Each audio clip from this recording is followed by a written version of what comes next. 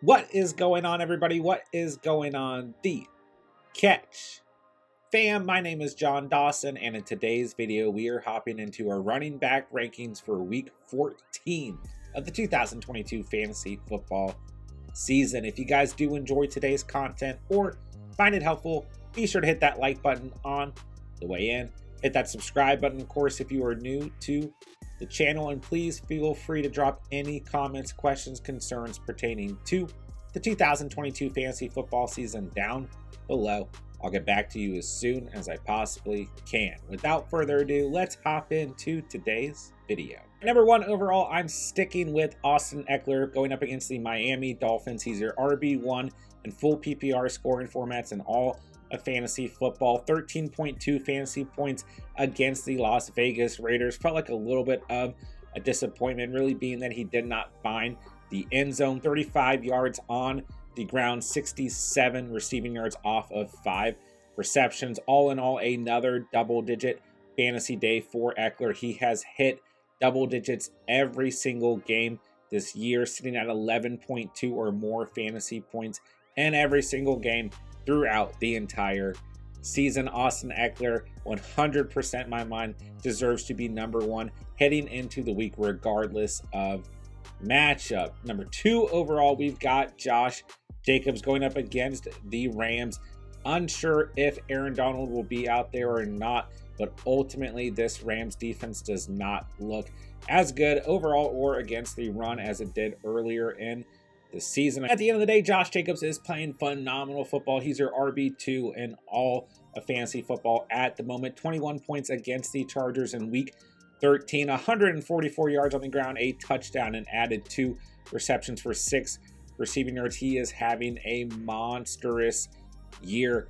Gotta have Josh Jacobs as the number 2 running back going into the week. There's really nothing else to say about it. I expect another great performance out of Jacobs. All right, Derrick Henry struggled in week 13, but man, you just can't sit a guy like Derrick Henry. You just can't count him out. He gets the Jacksonville Jaguars this week, a much better matchup in comparison to the Philadelphia Eagles last week, who have been struggling against the run, but what they do in terms of a game script, forcing the Titans to throw the ball, was not beneficial to Henry at all last week, who had just 5.8 fantasy points, 30 yards on the ground, and 2 receptions for 8 receiving yards. I expect Henry, who comes in as your RB4 so far on the season, to completely turn things around this week against a divisional rival in the Jacksonville Jaguars, who are nowhere near the level of intimidation of the Philadelphia Eagles. All right, next up on the list, we've got Joe Mixon going up against the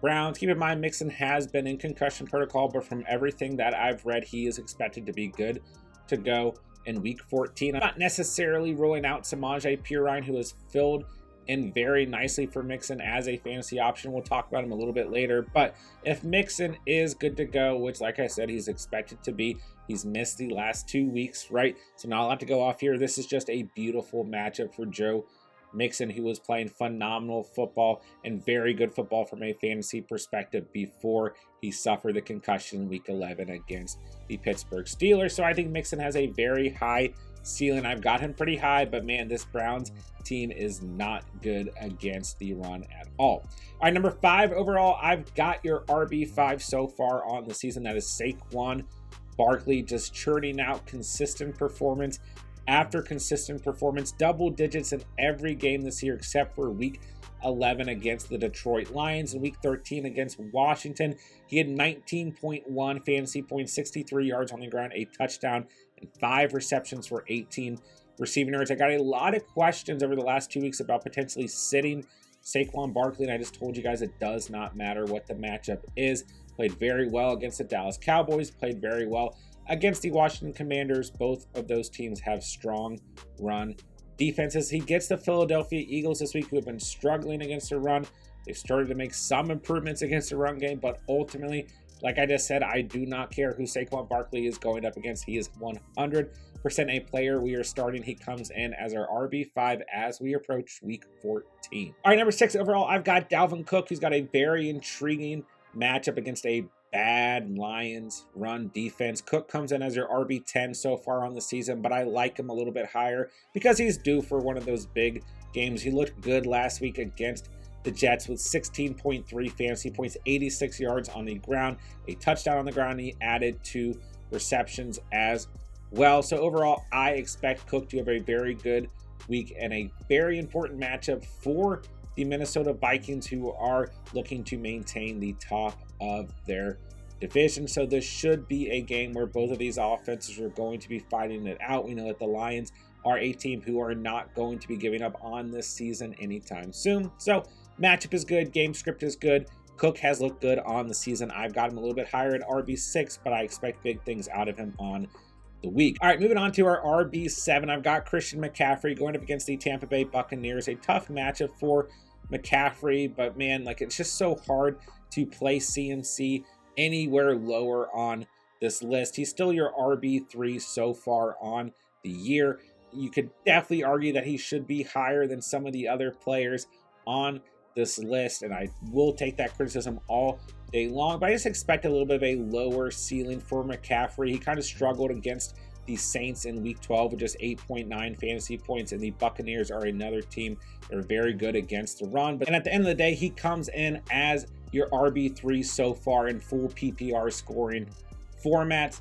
At the end of the day, he could easily finish ahead of any of the running backs on this list, but I've got him as RB7 just in this tough matchup against the Buccaneers here in week 14. All right, number 8 overall, I've got Ramondre Stevenson facing the Arizona Cardinals. He comes in as your RB8 so far on the season. Kind of struggled on the ground in the last 3 weeks or so, but ultimately is still giving you double-digit fantasy performances because he is so heavily involved in the passing game. So in week 13 against the Buffalo Bills, 13.8 fantasy points, 54 yards on the ground, 8 targets, 6 receptions, 24 receiving yards. I expect Ramondre Stevenson to just have another consistent, good double-digit fantasy performance as we approach the week. All right, RB9 overall, I've got Nick Chubb, who's a little bit lower on the list than you might expect. He comes in as your RB6 so far on the season. He struggled last week against the Houston Texans. I expected a lot more out of Nick Chubb, but overall, what we really need to pay attention to for Nick Chubb and the Browns offense is what is this offense's identity going to be with Deshaun Watson at the quarterback position. It's not the worst matchup against the Bengals. It's not the best matchup either, but at the end of the day, similar to Christian McCaffrey, I will not be surprised if Nick Chubb finishes in front of any of the other running backs on this list. But I've got him a little bit further back because I don't exactly know how to read this Deshaun Watson-led Browns team just yet. But man, let's not count Chubb out. When we're looking at the top 20 running backs this week, man, there are some really good options. Like I said, I will not be surprised if Chubb finishes ahead of several of the other running backs I've got ahead of him as we approach the week. At number 10 overall, I've got Tony Pollard. It's probably worth pointing out I've got Ezekiel Elliott as my RB11. I think both running backs are going to have very good days against the Houston Texans, one of the worst teams in the league against the running back position. And man, this split between Pollard and Zeke is looking beautiful because both of these running backs are absolutely getting it done. Tony Pollard in week 13 against the Colts, 24.6 fantasy points, 91 yards on the ground, 2 rushing touchdowns, 2 receptions for 15 receiving yards. He had a monster day. He is coming in as your RB9 so far on the season. His last 5 starts, he has had 21.8 or more fantasy points in every start except for week 12 against the Giants. The upside is very high with Pollard. He gets a beautiful matchup, and ultimately he is going to be a start for you as we approach the week. Like I said, I've got Ezekiel Elliott as my RB11 as we approach the week. Since week 6, in every game he's started, he has had 15.6 or more fantasy points. He missed weeks 8 and week 10, but he's been just as consistent as Tony Pollard, just not exactly as high of a ceiling. Coming in as your RB24, struggled at the beginning of the year and missed those 2 games, but ultimately is playing really good football, and he's got a beautiful matchup once again against the Houston Texans, a team that is very, very bad against the run. And the nice thing for both Tony Pollard and Ezekiel Elliott is the Cowboys are getting leads early. Their defense is playing phenomenal. And ultimately, the Cowboys are trying to run the clock out and close out football games. Zeke should be a huge play for you guys as we approach the week. All right, next up, I've got Jamal Williams as my RB12 up against the Vikings. He comes in as your RB12 so far on the season. Just a safe floor on a weekly basis, regardless of matchup. He leads the league in rushing touchdowns, sitting at 14 rushing touchdowns so far on the year. It's a good enough matchup against the Vikings. We talked about this game script a little bit earlier, right? The Lions are not going to be giving up on this season whatsoever. This is a team that is fighting for as many wins as they possibly can get.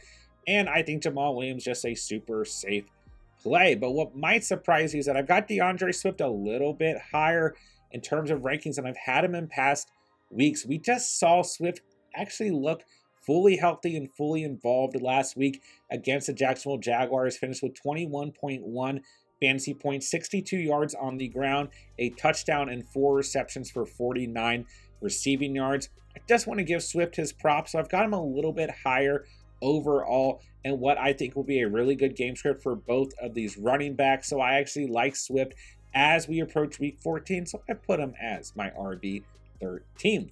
Next up, I've got Jeff Wilson, who I know struggled and really disappointed some of you guys, although it was a tough matchup against the San Francisco 49ers last week. I still thought, just due to the fact that he was tied to the Dolphins, he could put up a respectable fantasy stat line, but this game turned into a game where the Dolphins were playing from behind nearly the entire game and ultimately just threw the ball the entire football game. Jeff Wilson finished with just 0.3 fantasy points. On the other hand, Raheem Mostert finished with just 3 fantasy points. So Mostert actually out-touched Wilson with 7 touches. So if you own Mostert, I actually think he's worth considering as well. But ultimately, the reason I've got Jeff Wilson so high is because it's a very good matchup against the Chargers. This team has played very poorly against the running back position, and I am going to give the nod to this Dolphins offense and their rushing attack this week against the Chargers. I think Jeff Wilson and company will bounce back, so I've got him ranked a little bit higher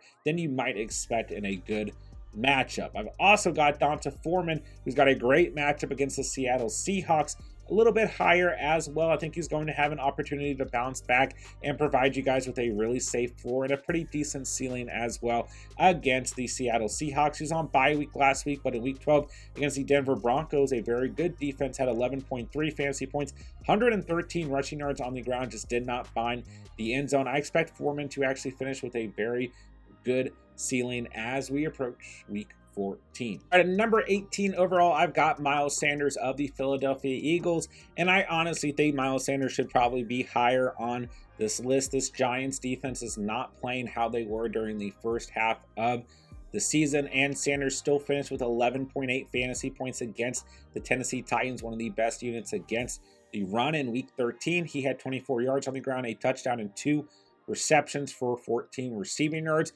And ultimately, I really like Miles Sanders because the Eagles are gaining strong leads and then running the football. So I quite frankly don't know how Sanders fell back a couple spots, but there's just some intriguing matchups and a lot of really good running backs as we approach the week. But we got to give Sanders his props. He's your RB13 so far on the season. I think he's a great start for you guys as we approach the week. Next up, we've got Travis Etienne going up against the Tennessee Titans. We look at the next couple names on the list. You've got some pretty good running backs who are just in tough matchups. Etienne struggled last week in a game script where ultimately the Jaguars had to throw the football. 54 yards on the ground and 3 receptions for 12 receiving yards for Etienne. Finished with just 7.6 fantasy points. I think his ceiling will ultimately be capped once again against the Tennessee Titans this week, but he's played well enough on the season that he comes in as our RB17.